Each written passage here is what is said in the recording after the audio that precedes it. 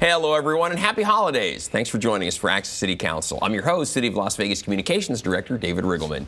Coming up on this show, revitalization continues in the historic West Side as vertical farming containers are delivered to install so they can grow fresh fruit and produce for the area. And plans are moving forward for a new African-American museum and cultural center.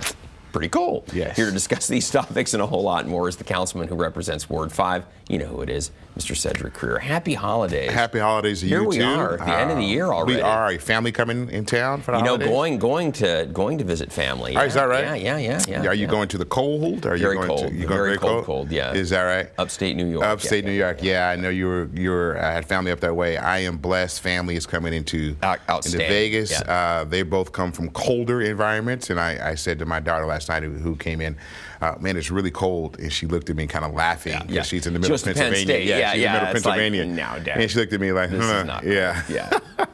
But it's so great to have them home. Yeah, it's surreal that 2022 we are at the end. And we are. Where did this year go? Wow. You know, I think the quicker we can realize something, that days become weeks, weeks become months, and months become years. Yeah. And when you realize that, you'll have a stronger appreciation of every single day that we are blessed to wake up in. And you don't take days for granted because you look up and, wow, it's into 2022. Exactly. Exactly right, Councilman. So good advice there. So we're going to talk about Ward 5, your ward. Yeah. Born and raised there. You know it very well. For those of you out there not exactly sure where Ward 5 is located, well, have no fear. We're going to show you on the map here. Good old Ward 5 is the area right there with the 5 on it, appropriately enough. And it goes really all the way from our downtown, right at the Fremont Street Experience, all the way out to the northwest. Very diverse. It does. We're at the Lone Mountain with the new census. Yeah, incredible. We added a number of residents who are always welcome to be here and happy to serve them. Ward 5 is your home, and you always have a house here at City Hall. That's right. That's right. Very good. That's what we are trying to do here every day. So, Councilman, I love this. We're into the holiday spirit, so let's just start there. Back on December 1st, this was really cool. Some new decorations lighted the way along MLK, Martin Luther King Drive there in your ward, Ward 5. And here's the night that we kicked it all off. You know, look, if you look at the Historic Westside, MLK, it's a huge thoroughfare between North Las Vegas all the way out to the northwest part of town, all the way down to 95 and 15, and people commute there every single day. We wanted to do our best to try to bring some holiday cheer into the community. You know, at first we wanted to wrap the trees, the palm trees down the middle, but there's no power there. And Mike Jensen, who's in charge of Public Works, and his team came up with very creative ways that we got some banners along the light poles along MLK. Some are lit. We've got some decorations, as you can see. And you know, the goal is just to bring some cheer into the community. Many times you'll see in other communities, more so in the suburbs, that there they are, have it. Yeah, look at those, and that has that cheer around someplace. We wanted to bring it into our community, and so thank you to Janet Uthman and Cox Communications for allowing us to have a flip the switch party on their parking lot that was there, and just a great time. And you drive down the street and you see it. I think hopefully it brings a smile to someone's face, because I know it brings a smile to my face when I drive down the street going home. It's beginning to look a lot like Christmas there. Yeah, it is. Exactly. And you know, the banners are Happy Hanukkah, Happy Holidays, Merry Christmas, and Happy Kwanzaa. Yeah, very good. We got it all covered. We got it all covered. Exactly. Very good. And Councilman, this is really cool too. You posted this on Facebook. You said, it's a beautiful morning in the historic West Side as our MGM Resorts Historic West Side urban farm containers were delivered and installed. Here we grow. Yes. Again. Now, Councilman, a lot of people already know what this project is all about, but for those who don't, explain what's happening here. Well, first, from being born and raised here in Las Vegas and being born and raised in the Historic West Side, never in a million years would I have thought that we would be growing our own leafy greens right in the heart of our community. James Gay Park, which is located on B Street in Owens, has been closed for going on about 10 years or so. And you know, we started out saying, wow, this has been closed, it's a great parcel of land, what are we going to do with it?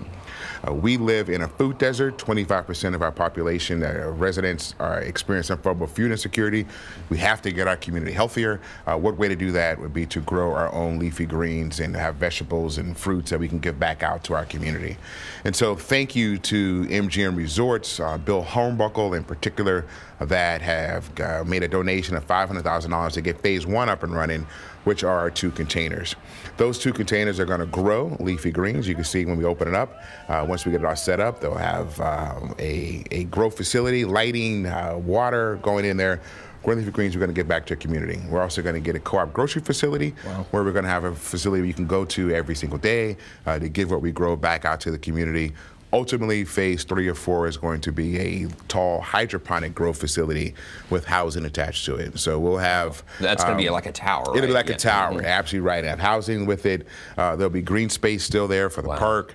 You know, and then another aspect of it is not just to make it more healthier for our community to get back out, but also to make it a workforce development. We're going to grow and we're going to teach people how to get into the ag fields. It's a huge industry. It's a billion-dollar industry, billions of dollars industry around the world. And we want people to go into the ag fields as well. So not only is it going to make our community healthier, but it's also going to be a great workforce development tool. Yeah, for sure. And Councilman, the containers are basically greenhouses then, right? They are. In essence. They are. They are greenhouses, and look, it's pretty unique, right? You've seen it around. The cool thing is that you've seen this technology in other places, but not in our own backyard. But not in our own backyard. Yeah. And you're not, especially not in the historic West Side. And so we are not reinventing the wheel, but we're modernizing our community. And the feedback we've gotten from people has been absolutely positively tremendous. I cannot wait for the first crop to grow. Yeah, me too. And so when do we think that'll happen? Well, look, we're just finalizing the power. I hope by the middle of 2023 we'll have something to show. And if you've ever grown your own, we have a garden in basil, and we've grown other leafy greens. The smell of it is so pungent. It's so different than what you buy in the stores. It's completely different. And it's the freshness of it, and the taste. The freshness, the taste. You know, you really, when you smell it, you can tell this is something different. Oregano, things like that, lettuce. It's pretty amazing. How about that? Yeah, I know. Huh? Yeah, Ward 5 Councilman, side farmer. I love it. I love it. Very cool. And speaking of modernizing the ward, this is also very great. You posted this on Facebook. You said, Jackson Avenue revitalization. Our goal is to raise people up, not raise them out. And Councilman, I know you were born and raised in Ward 5. You ended up staying, but a lot of the folks that are born and raised there moved on. They have. And in Jackson Avenue, we call it Jackson Street for my entire life. It's only until I got in council I realized that the actual name of the street is Jackson Avenue and not Jackson Street. But that is and was our main street of the historic West Side. Along Jackson were casinos, there were restaurants, there were stores that we all visited. I used to get my hair cut at Dixon's Barbershop right on Jackson, that's there. And so over the course of decades it has deteriorated. Well, phase 1 to get it back to its prominence is a complete street program, a $7 million complete street program, which is what we're doing now. Right now, if you look at the streets are too wide, the sidewalks are too small, which means that you care more for cars than you do for a walkability of a community, as well as we start building storefronts, they'll be able to have tables and chairs out on the sidewalk, to create some cafe, sidewalk dining. So this is first phase of that, and it's a huge first phase because it also sends a message to the community. Once again, we are doing what we said we are going to do. We are actually putting the plan in action, and this is just one more step to show that. That's very cool. When do we think that project will be wrapped It's going to be about 6 months or so. That's pretty fast. Yeah, pretty fast, but you know, it's causing some disruption, no doubt. But they all do, but they're great when they're over. Look at the big picture, look at the final picture. It'll be trees, it'll be better lighting, it's going to be great. Just think about how quickly 2022 has passed. Yes. And so, yeah, 6 months. Yeah, so mid-2023 we should be, you know, driving up and down Jackson, and then hopefully we'll start marketing to some of the other business owners on that street, and we'll get some projects off the ground as well. It's generally the way it works. The project like that, it's the first domino to fall. And then once it does, you can look at, for example, the Arts District started off very much the same way, and look what it's grown into. It has. You know, and plus, I think business owners and residents want to know that the city of Las Vegas is in making investment into the community as well. And for so long, that did not happen. We have to have an honest conversation with ourselves. It didn't happen, but now we are full board. And it's great because every single department in the city of Las Vegas is on board and has a role to play in everything that goes on in the Historic Westside, including communications. Yeah, exactly. Oh, we're no doubt about it. We're right in there, as you well know. Like no right doubt. Now. So, Councilman, too, and speaking of other new things, Marble Manor is going to undergo some changes as well. And now this is an institution in the community that's going to see, some renovation, right? Some change altogether. Marble Manor, along with the Southern Nevada Regional Housing Authority, which oversees Marble Manor and other affordable housing complexes that have been there for decades. And the life of Marble Manor has reached its pinnacle. It's old. It is. And like I say, you can only patch things up for so long. The goal is to repurpose Marble Manor. We're going to tear it down, build a new facility, double capacity. First phase of that is to get a Choice Neighborhood grant from HUD, and we're in the process of that and getting that. That is a planning grant, which is what you see now. That was just a layout of what it potentially could look like. And then once we get that going, it triggers another $30–40 million from HUD to help build up that project. What it's going to do is kind of double capacity from a mixed income standpoint of housing, which is what we need. We need more rooftops, we need more people in the community. And once we get that happening, then it'll trickle over to other, hopefully Sherman Gardens and others, which will do the same thing for.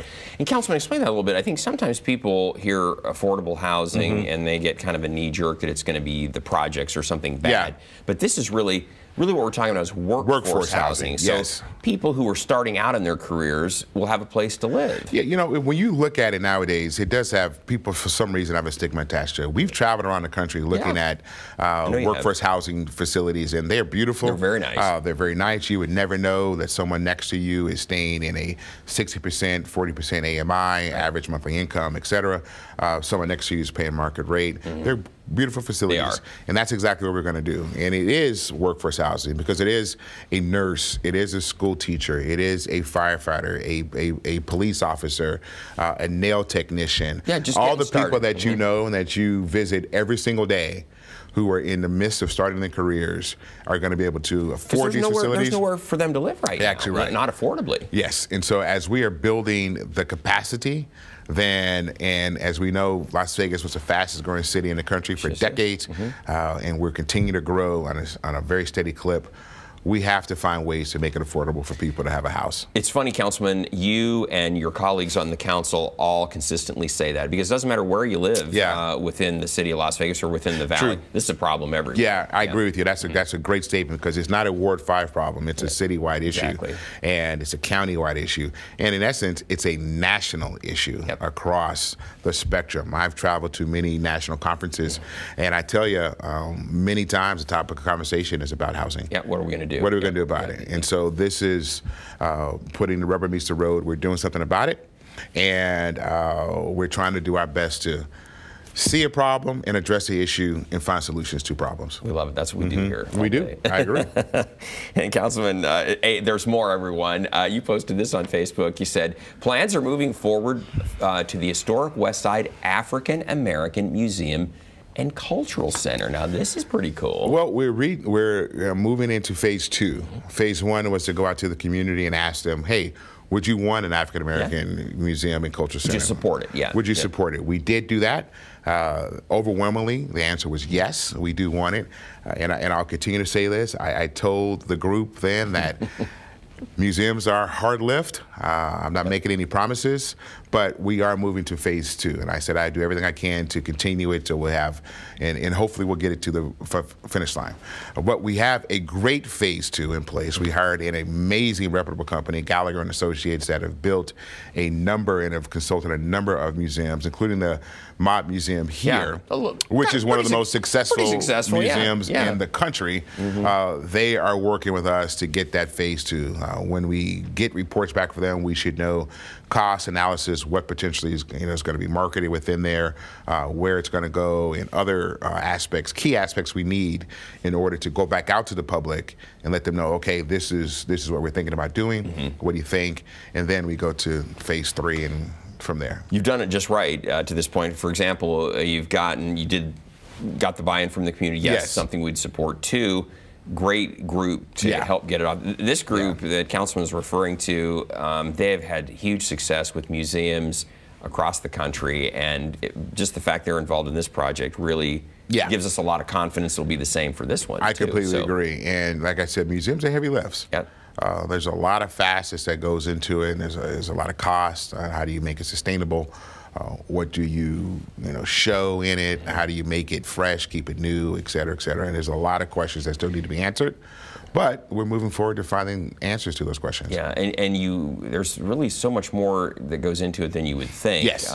They document everything. There's a thing called Provence where they make sure that all the artifacts, things that are being shown, are historically accurate, and they can prove that they're accurate. That this really was, so-and-so's, front door from his house or whatever it might have been, as opposed to somebody just made up the story. So. And then also, ever since I've got in office, we are expressing we want quality. And not quantity, but quality in the Historic Westside and the community.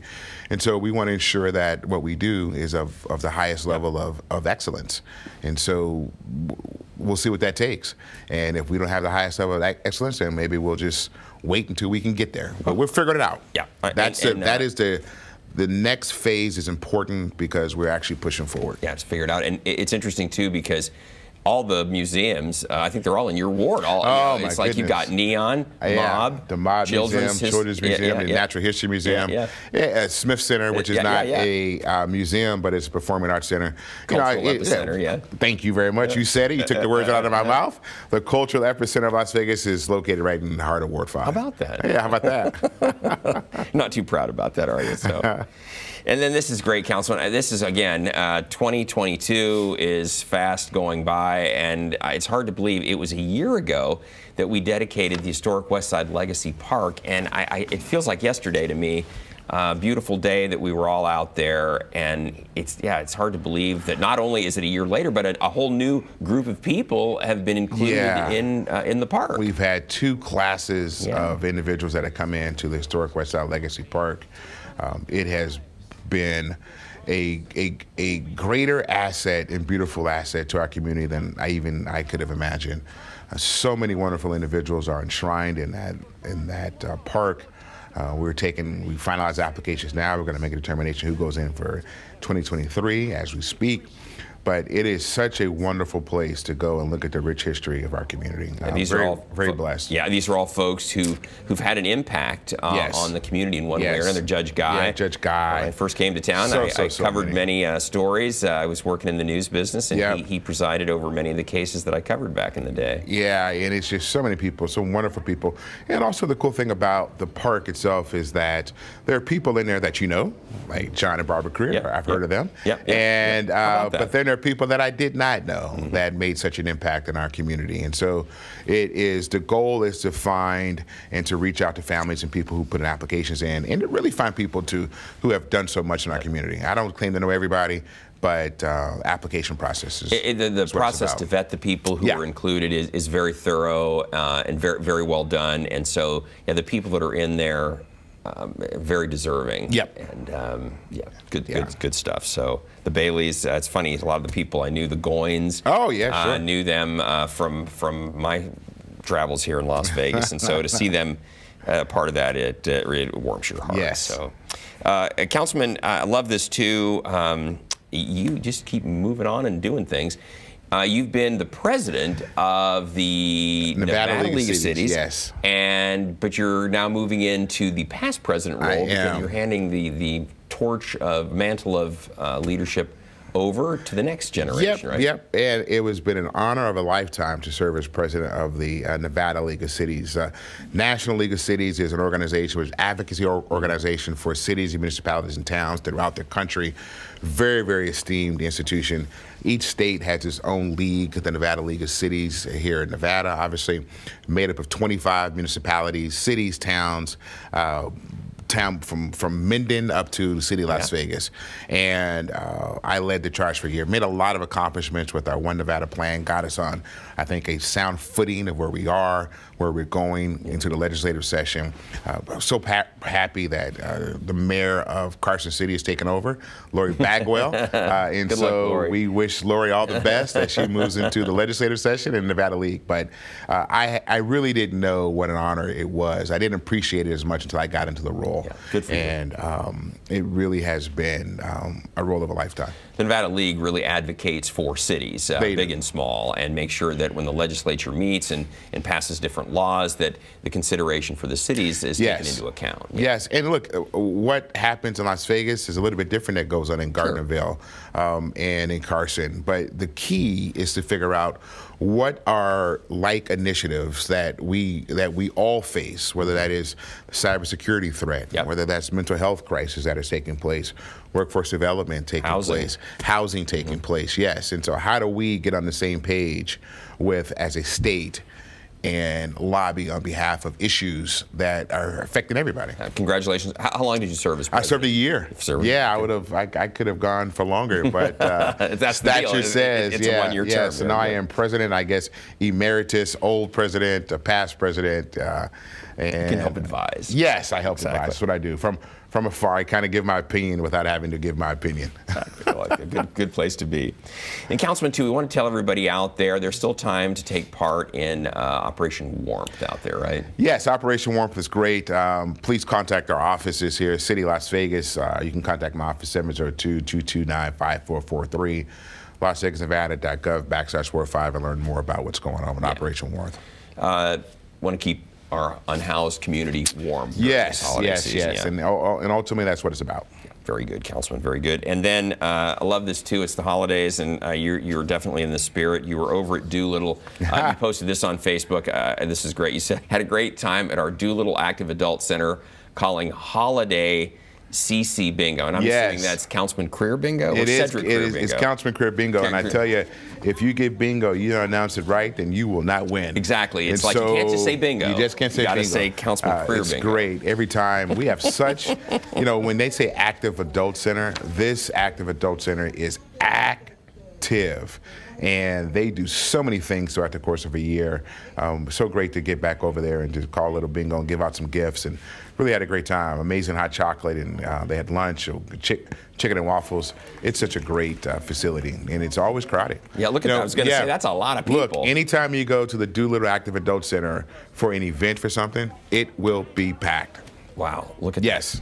Also, too, again, so that everybody understands the rules here, very important. You can't just say bingo and they're playing, but you got to say, in this case, Councilman Creer Bingo or CC Bingo. CC Bingo. CC Bingo is shortened a little bit, And then you win. If you didn't say it that way, then unfortunately, all those great prizes are going to end up going to other people. Yeah, and I tell you, I started off by saying, look, there's not going to be any discrepancies here. No one's not going to walk away not liking each other. Let's keep it calm and keep it civil, because sometimes it could get a little. Yeah, it's competitive. It's competitive. Yes, that's the best way to put it. Looking for the prizes that are there. There's a lot of good stuff there on the table. So. All right, so congratulations to all the winners out there, and next year, try again if you didn't get a basket. So we'll be back. We'll be back. And then I know we're almost into 2023, but I want to take a quick look back. This is impressive. At Thanksgiving, on November 20th, right before Thanksgiving, you passed out the turkey delivery. We did. Now, I wanted to show this because look at all these people that turned out. Wow. Yeah, I tell you, so many people won't have a meal. Yeah. Another aspect is that the cost of turkeys have risen so much, a lot of people can't afford to have turkeys. Yep. And so the only meal that they're going to get is what we provided them. And we went around the community to a number of senior senators that are there, housing complexes, and gave out over 1,000 meals, and some to some churches as well, and to some nonprofit organizations. And I tell you, it is just the best feeling when you see the smile on their faces, knowing they're going to have a great meal. So, and also thank you to all the volunteers that came out to help us get the meals off the truck and get them into the residents' hands. A lot of coordination goes into it. So you had some different vendors, people helping out with all that too, right? We did. We have our Our friends at Kroger usually help us with the turkeys and the side meals. We appreciate them and others that come out. We really have Anderson Dairy who gives us the reefer trucks to go out and send them out. It's really a big collaborative effort, and we thank every single one of them. Well, that was a big number of people, so that has got to be a big undertaking. And like you say, Councilman, not only is it just a wonderful gesture to the community, but this year, finding affordable turkey was really difficult. Price went up, and just finding them on the shelves was it was just a weird year because there weren't as many as you would normally have seen in the years past. No doubt. And look, we can usually plan how many we're going to give out, but it was literally up until the last minute that we received. And look, you don't know until you get them. Exactly. So if you think you're going to get 1,000 and you show up and they give you 700, well, you got 700, and that's what you're able to give out. Had the same conversation with some of the folks at our local grocery store, and they were like, you know, we don't know if we're going to get more or not. We just don't know. It's just been that kind of year. Yeah, so. It is a weird time. Yeah, it is. It is. But we're on to a new year almost. We are. Things will be better then. Yes. Hopefully, right? New opportunities. I'm optimistic. Well, Councilman, we're about out of time here, and we want to tell everybody out there, to your point, hey, we always want to hear from you. So if there's something you'd like to share with Councilman Creer, you can find him on Facebook, Twitter, and Instagram.